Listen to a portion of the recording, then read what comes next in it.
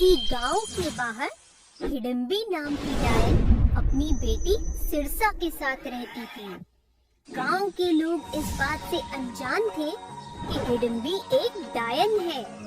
हिडम्बी रोज अपने भोजन की तलाश में जाती और कुछ जंगली जानवरों को खाने के लिए ले आती थी। एक दिन उसे कुछ स्वादिष्ट भोजन करने की इच्छा हुई। बहुत दिनों से किसी बच्चे का कोमल मांस नहीं चखा, क्यों ना आज मैं बच्चे का ही शिकार करूं। वे भोजन की तलाश में गांव में घूमने लगी। शाम होने को थी, पर गांव में चहल पहल होने के कारण उसे कोई शिकार नहीं मिला। वह उदास हो गई। आज तो कोई शिकार मिला ही नहीं, अब मैं और मेरी बेटी क्या खाएंगे। हिडम्बी वापस घर जा रही थी, तभी उसकी नजर एक बच्चे पर पड़ी। उसने झट से बच्चे को अपने बोरे में डाल लिया और वहाँ से चली गई। घर पहुँचकर हिडम्बी ने अपनी बेटी सिरसा से कहा, अरे देखो, आज मैं कितना स्वादिष्ट भोजन लाई हूँ। तुम इसे पकाओ और फिर हम दोनों इसे मिलकर खाएंगे। अरे वाह माँ, ये तो बहुत कोमल बच्चा है। इसे खाने में तो बड़ा मजा आएगा। हाँ, अब हम दोनों रोज ऐसा ही स्वादिष्ट भोजन करेंगे। मैं हर शाम गांव से ऐसे ही प्यारे प्यारे बच्चे लाऊंगी।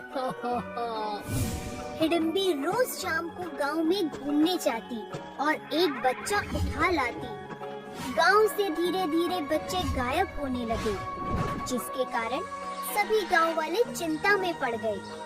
गांव के लोग शाम होने से पहले ही अपने बच्चों को घर वापस ले जाते थे। बहुत दिन बीत गए, पर हिडम्बी को कोई शिकार नहीं मिल रहा था।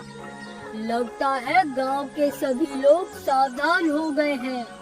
इतने दिन बीत गए, पर मुझे एक भी बच्चा खाने को नहीं मिला।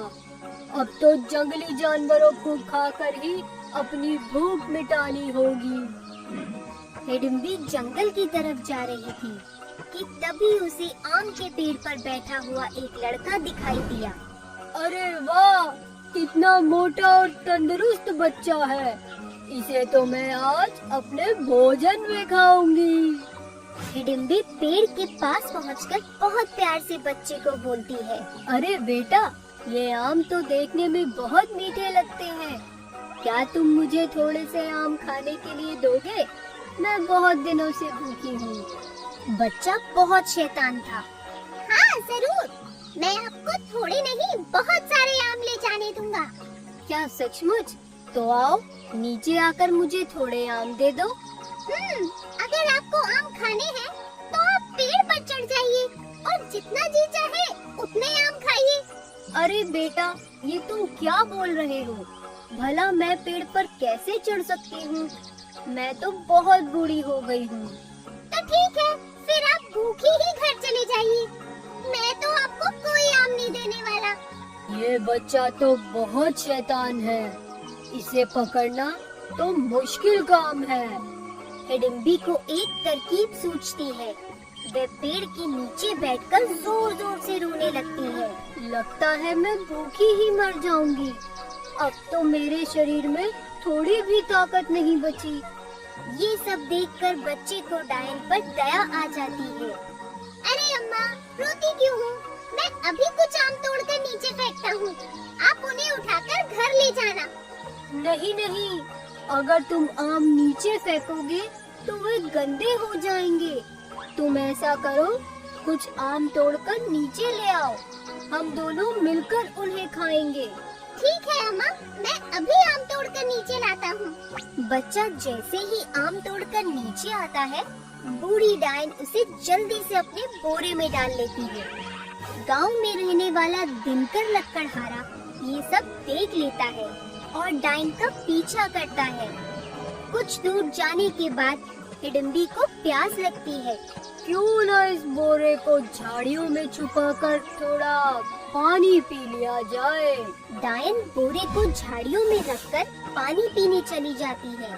तभी दिनकर बोरे में से बच्चे को निकाल लेता है और उसमें झाड़ियाँ, पत्थर और कंकड़ भर देता है। दिनकर गांव पहुंचकर सबको हिडिंबी के बारे में बताता है। उधर हिडिंबी भी बोरे के साथ अपने घर पहुंचकर सिरसा को बोरा देते हुए बोलती है, ये लो बेटी, आज तो मैं बहुत थक गई हूँ। क्या आज हमें फिर से जंगली जानवर का मांस ही खाना होगा? अरे तुम बोरा खोल के तो देखो, इतना स्वादिष्ट भोजन तुमने पहले कभी नहीं चखा होगा। सिरसा बोरी को खोलकर देखती है। अरे ये क्या? आज से हम ये पत्थर और घास खाएंगे क्या? ये तुम क्या बोल रही हो? इसमें तो मैंने एक मोटा और तंदुरुस्त बच्चा रखा था, फिर ये झाड़ियाँ और पत्थर कहाँ से आ गए? कहीं वो बच्चा निकलकर भाग तो नहीं गया? मुझे भी यही लगता है। शायद जब मैं पानी पीने के लिए गई थी, उसी समय वो बच्चा वहाँ से भाग गया होगा। मैं उसे अभी पकड़ कर लाती हूँ। हिडिंबी बच्चे को ढूंढने के लिए निकल जाती है। इधर गांव के लोग हिडिंबी का इंतजार कर रहे थे। जैसे ही हिडिंबी गांव में आती है, उसे वो ही बच्चा नजर आता है। अच्छा, तो ये बच्चा यहाँ है। इसे तो मैं आज मार ही डालूंगी। डायन जैसे ही बच्चे के पास पहुंचती है, वह जाल में फंस जाती है, जो गांव वालों ने उसे पकड़ने के लिए बिछाया था। अरे ये क्या कर रहे हो? खोलो मुझे। तुम्हें बच्चे खाने का बहुत शौक है ना? आज हम तुम्हें पका कर खाएंगे।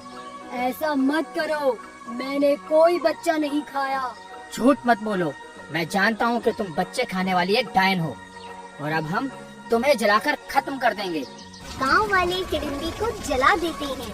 जलते हुए हिडिंबी चिल्लाती है, तुमने मुझे जला तो दिया, पर शायद तुम जानते नहीं कि डायन को जलाकर नहीं मारा जा सकता।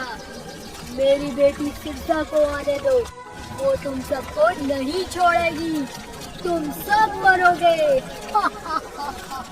अच्छा, तो तुम्हारी एक बेटी भी है? फिर तो वो तुम्हें ढूंढने जरूर आएगी।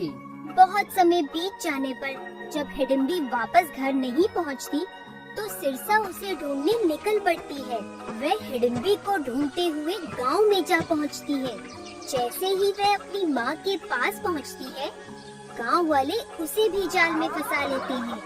सभी गांव वाले परेशान हो जाते हैं और दोनों डायनों को मारने का तरीका सोचने लगते हैं। तभी वहाँ एक साधु आते हैं। क्या हुआ? तुम सब इतने परेशान क्यों हो? दिनकर साधु को सारी बात बताता है। साधु सभी गांव वालों को एक मटके में से मिट्टी निकाल कर देता है। ये मिट्टी इन दोनों पर फेंक दो और साथ में हनुमान चालीसा का जाप करो। ये दोनों इससे भस्म हो जाएंगी। सभी गांव वाले हनुमान चालीसा का पाठ शुरू करते हैं और मिट्टी उन दोनों पर फेंक देते हैं। देखते ही देखते डायनें भस्म हो जाती हैं। इस तरह गांव के लोगों को बच्चे खाने वाली डायन से छुटकारा मिल जाता है और सभी गांव वाले खुशी खुशी मिलजुल कर रहने लगते हैं।